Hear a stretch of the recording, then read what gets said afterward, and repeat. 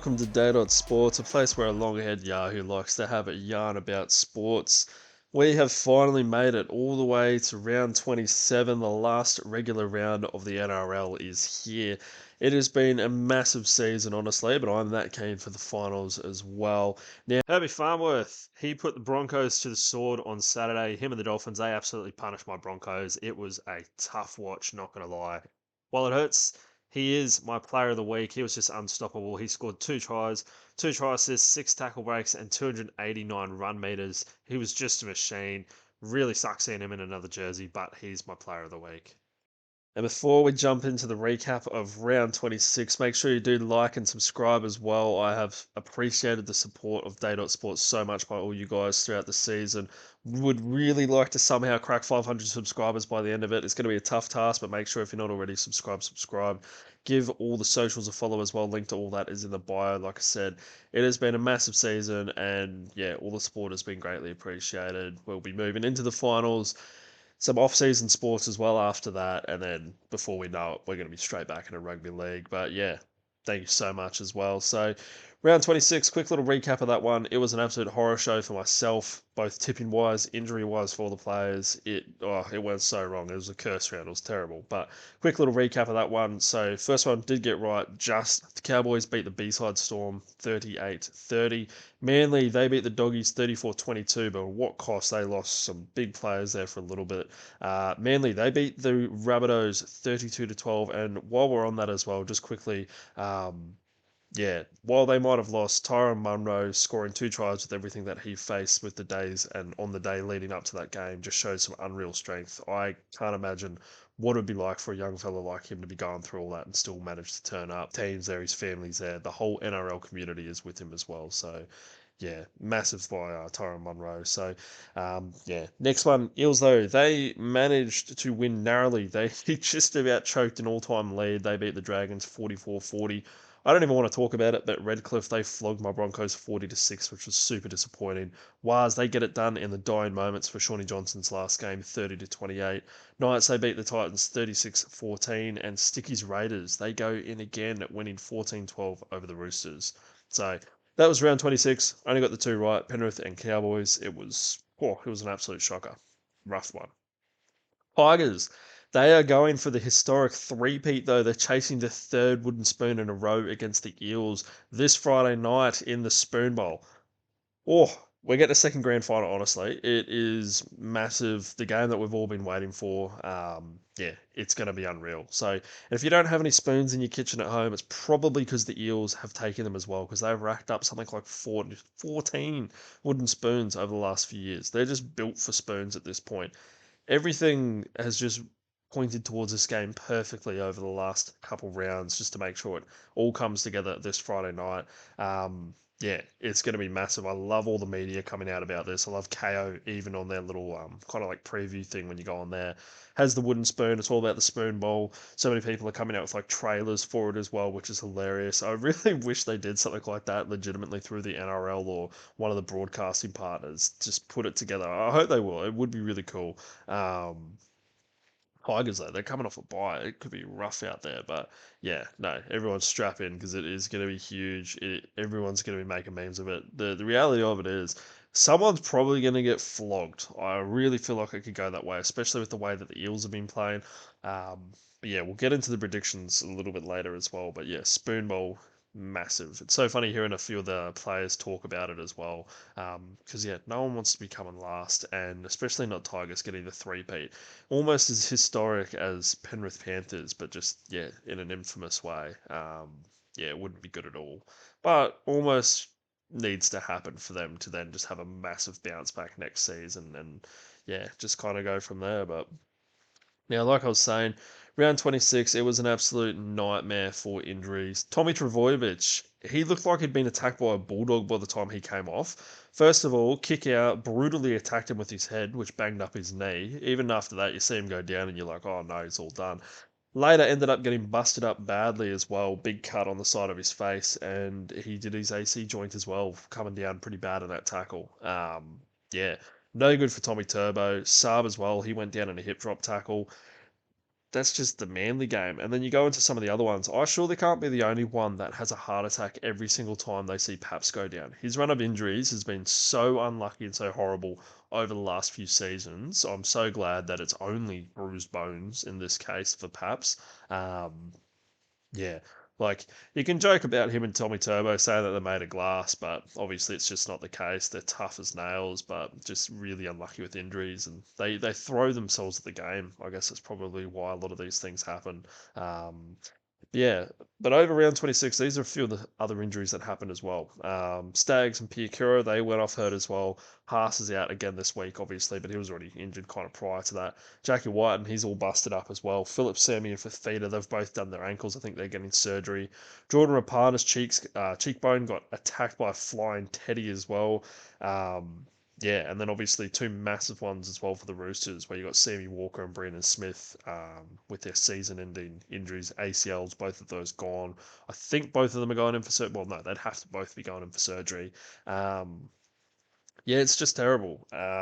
Lots and lots of injuries. Now, at the end of the day, you can't avoid them all. Sure, it's NRL, rugby league. It's gonna happen. It is a heavy, heavy physical contact sport. But with that many injuries right at the second last round of the year, it makes you wonder what this round's going to look like. Honestly, yeah, that's just too many for my liking, and it's really starting to bring up that conversation with the season. How long is it? Is it too long? I feel like it is, honestly, at this stage. It's just so much footy. On top of that, the rep stuff at the end of the year, Origin in the middle of it. Like these players are playing a ridiculous amount of footy, they'd just be banged up 24/7. Like obviously they got top of the. I've got to make sure I don't keep saying obviously too many times as well. But they would just be banged up 24/7. They've got top of the line recovery, physios, doctors, this, that, and everything else. But even then, it would just be so much strain on the body week in, week out. Kind of have no idea what I'm talking about as well. I'm not a footy player, I wouldn't know. But from everything I've heard, we see these injuries, everything else that comes along with it. Yeah, it's a lot. I'd like to see them cut it down potentially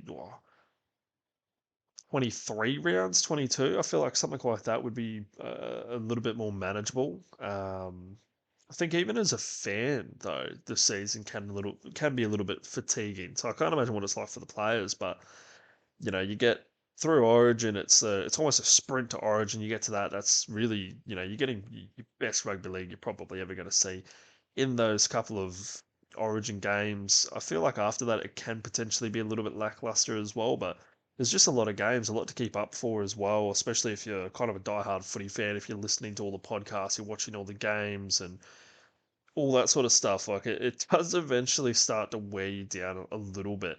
I feel like right at the back end, obviously with finals, keep saying obviously need to cut that, but um, with the finals, you kind of get that second win to go from there. Um, but yeah, it is a long time. It'll be interesting. I don't think they're gonna look into that. I don't think it's kind of on the radar at this stage, but potentially, I guess if we keep seeing injuries like this, that are going to put some of these players out for a significant portion of next season. Like some of those guys are already going to miss like 10 games. It's ridiculous. Tino did his ACL right at the start of the year. We never saw him return. He'll be back next year. So there's some pretty serious injuries, these ones. And hopefully these guys, Cheese, Sammy Walker, any of the ones that did ACLs throughout the season come back to either full capacity or very, very close to, because it can have a significant impact on those players and what they are and aren't able to do after that period of time. So hopefully they'll come good, especially a guy like Sammy Walker as well. Such a massive future ahead of him. Hopefully it doesn't really change the way that he plays too much. As long as rehab and everything goes all right, I'm sure it'll be okay. But yeah, lots of injuries. So fingers crossed we don't see anything too hectic this round as well. That gets me to the tips and predictions for round 27. Up first, Broncos vs Storm. Thursday night. Honestly, not that keen for this one. I am and I'm not. It's one of those ones. Yeah, Bellyache, he hates us. He's named the full team. When there was a hope for finals, I was really, really being like, please, for the love of God, don't name it. Now it doesn't really matter as much, but yeah, it's going to be a rough game. I've gone for my Broncos every single week, and that's not going to be changing now as well. But Storm just put us out of our misery, send us to Bali at this point. Just be done with it. It's could be a rough task. I'm still going to back my boys though. I'm going to go 1-12, but in reality, it's probably going to be Storm 1-12. Um, yeah, outside of the finals last year, we haven't beat the Storm in many, many years. I think it's going to be a really tough task this Thursday as well. We're missing a lot of big players. They've named their whole team, obviously, as well, outside of Paps. Um, yeah, yeah, it's going to be a rough one. I just hope we get up and go hard in this game for OT if it is his last game as well. He's pretty much come out saying that the Broncos haven't really indicated that they're going to be giving him another contract. I don't know if another club's really going to be as interested at this stage. He's, what, 29, 30 at this point. Plenty of injuries that have kind of slowed him down. It's a real shame, though. I really hope he can score a meat pie in this one. He was on fire just a couple seasons ago as well. Even then, he was limited to what he could do, I think, with his body and just the injuries that he's had that have, like I said, really slowed him down. In 2022, he was on fire. He was one of the top try scorers in the whole league. Played Origin even. That was awesome seeing him play Origin.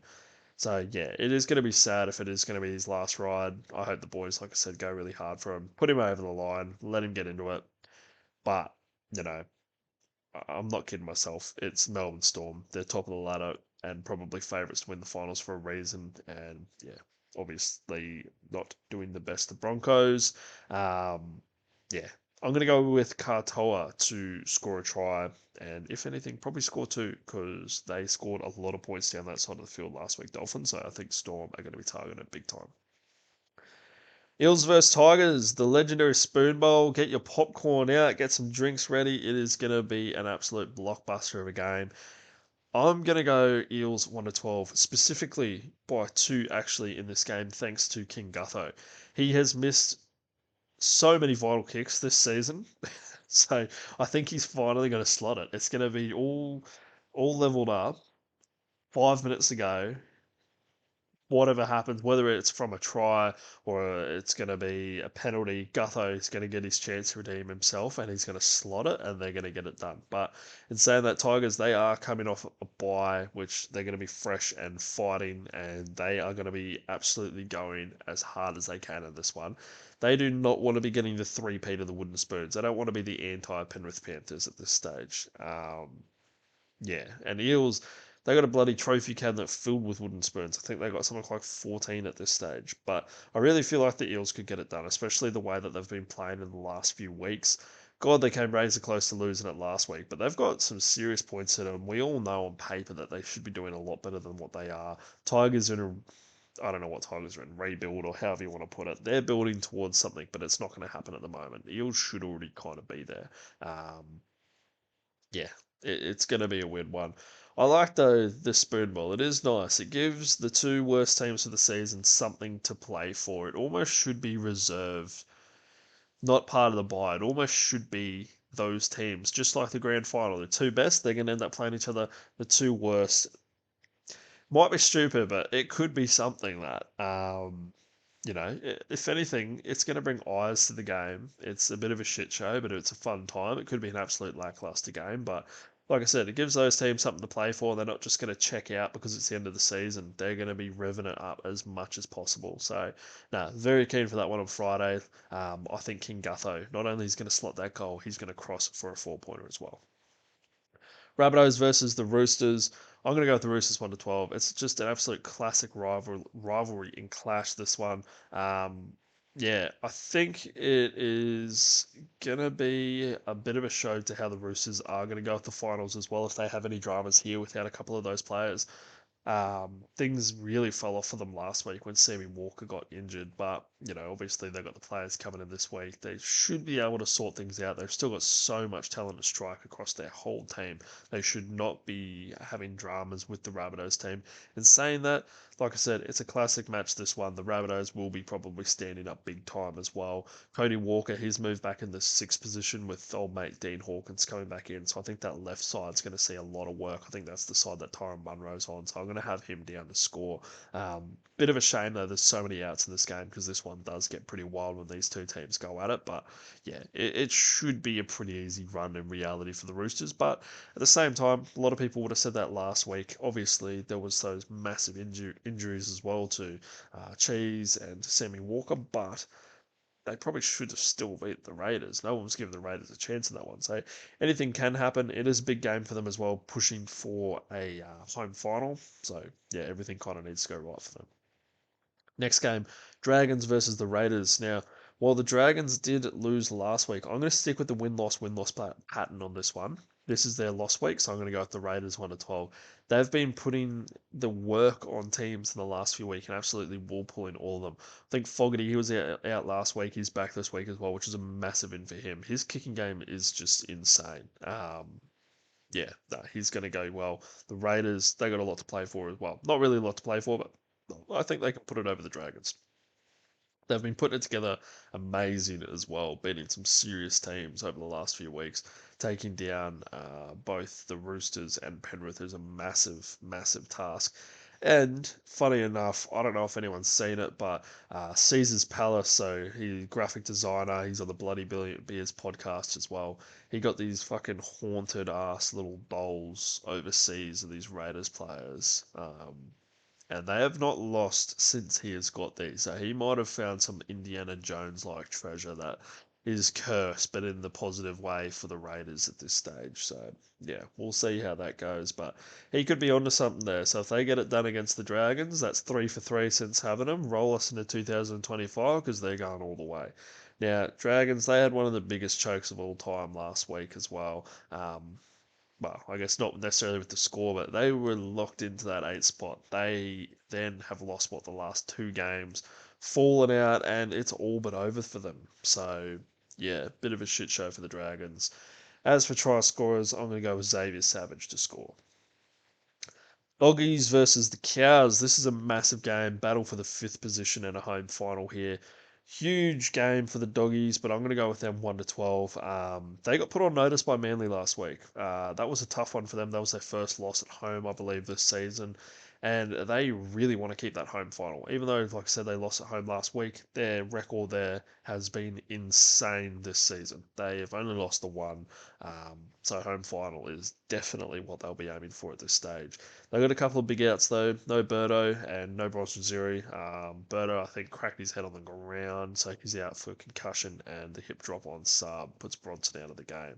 The last few times these teams have played, they have been really close games. Cowboys, though, just can't trust them as far as I can throw them. They are inconsistent. They leak points. On paper, again, another one of those teams that should just be absolutely killing it. Yeah, no, it'll be a good game, this one. It's kind of like almost one of those early kind of finals previews that we're basically seeing here. I think Stephen Crichton being out last week, I think he's going to absolutely step up in a big way this week. Not that it was necessarily his fault that he was out last week, kind of was, but obviously, yeah, bit of a weird tackle. I think he's going to step up, and I think he's going to score anytime as well. Penrith versus Titans. I'm going to go with the Panthers 13 plus. I made the mistake by backing the Titans last week. Penrith, they're trying to lock down that home final as well. It's still a very important game for them. It's not just some walk in the park where they can do whatever. Because if Roosters win and they lose, they could lose that spot. They don't want that at all. Yeah, they're going to be pushing big time. Still no Cleary, but that's all right. I think they should be fine getting this one done. They just don't want to get blitzed by the attack of the Titans. The Titans do have points in them. They might not have showed it last week, but they've got them there. And it can happen at any time, and it can happen really quickly if you fall asleep against the Titans. So they should be able to roll through this. They've been in these positions a million times at this stage. They should be fine. They should be able to get it done comfortably. I'm trying to track down a Moses Leota though. Me and my roommate jump on Moses all the time, and I think last week it was James Fisher Harris that went over first. Moses was on the bench. I think if he was on, he would have crashed over. He's the fastest forward in the league. Yeah, so I'm going to go with Moses to score any time in this one. Manly versus the Sharks. I'm going to go with Manly 13 plus.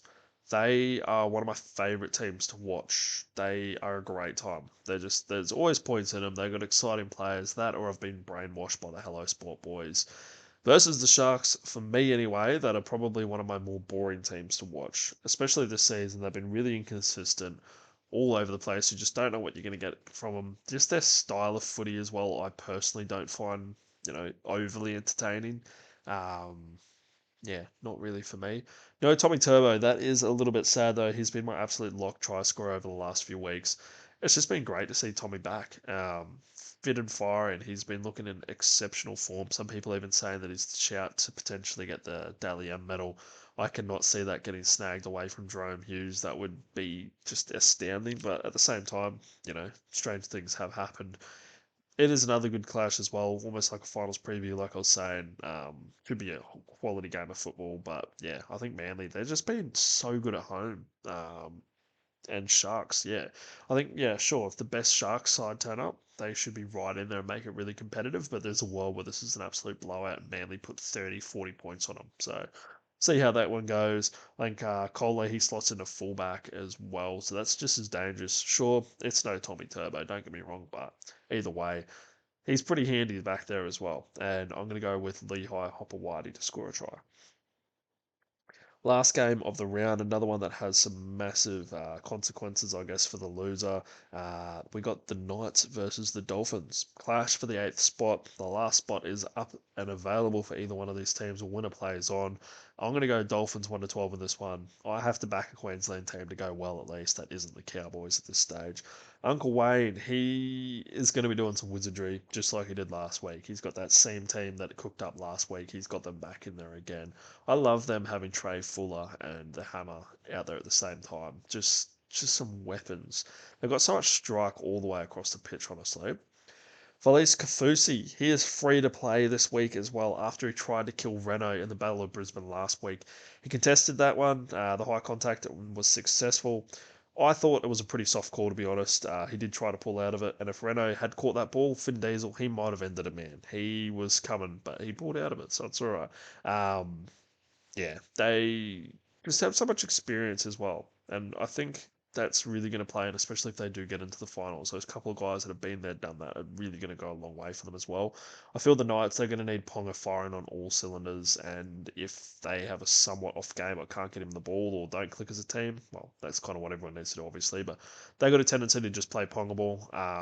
And the Finns, on the other hand, they don't need to do that. They don't need to just throw it to the hammer to score, for example. They've got so many options across the pitch. Good wingers, good halves. I think Cody Nikorima comes back into the team as well. No, does he? He might. Anyway, if he does, even better. Sure. They've got Trey Fuller back there as well. Herbie Farnworth has been on an absolute tear, so I'm going to go with him to score anytime this week after him demolishing my Broncos last week. The tip of the week, I got to go big time for this one. I need something to happen. I have got Katoa to cross for 4 rugby league points. He's a shout for the team of the year in the second row at this stage. And Josh Rogers' side got absolutely destroyed last week, so I can see him going through there for 1, if not 2, but we'll just go with the 1 for this time. I've got the returning critter to score anytime. I think he's going to stand up, like I said, big time after missing last week and get a 4-pointer. And the one that I've been trying to snag with my roommate for some time, Big Moses Leota, the fastest forward in the game, he's going to run over some poor Titan at light speed to get a meat pie. If you put all 3 of those fellas in for a try anytime, that will snag you $34.57. Jump on it. Last round, let's go. That's it for the week. Have a good one, everyone. See you next week for finals footy. Like I said, make sure you like, subscribe, chuck a comment what your predictions are going to be in there as well, and I'll see you later.